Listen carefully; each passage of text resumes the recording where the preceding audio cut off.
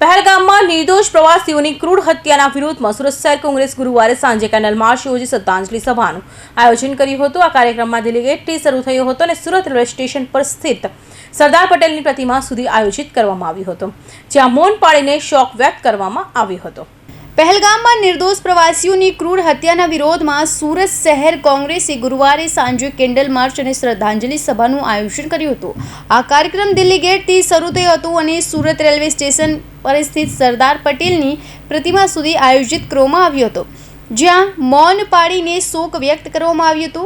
આ કાર્યક્રમમાં સુરત શહેર કોંગ્રેસ પ્રમુખ ધનસુખ રાજપૂત, કાદિર પીરજાડા, હરીશ સૂર્યવંશી, કલ્પેશ બારોટ, અશોક કોઠારી, જયેશ ભટ્ટ સહિત કોંગ્રેસના કાર્યકરો અને આગેવાનોએ ભાગ લીધો હતો। કોંગ્રેસના નેતાઓએ આ હુમલાની કડક નિંદા કરી અને કહ્યું હતું કે પહેલગામ આતંકવાદીઓએ જે ક્રૂરતાથી નિર્દોષ લોકોની હત્યા કરી છે તેણે સમગ્ર દેશને હચમચાવી નાખ્યું છે।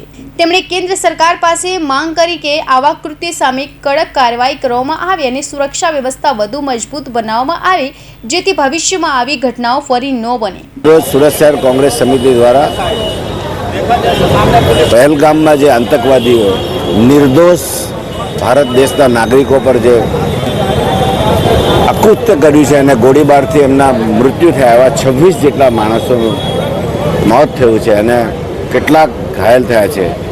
તેને મૃતકને આત્માને શાંતિ મળે, એમના પરિજનો પર આવેલી આફતને ભગવાન એમને સહન કરવાની શક્તિ આપે અને જે ઘાયલો છે તે વહેલા સાજા થઈ જાય એવી પ્રાર્થના કરવા માટે અમે આજે કેન્ડલ માર્ચ કરીને એમને શ્રદ્ધાંજલિ આપીએ છીએ। આખો દેશ આ આતંકવાદને વખોડે છે અને આખો દેશ આપણા જે મૃતક લોકોની સાથે છે એવી અમારી કોંગ્રેસની લાગણી છે, એ જ અમારી શ્રદ્ધાંજલિ છે।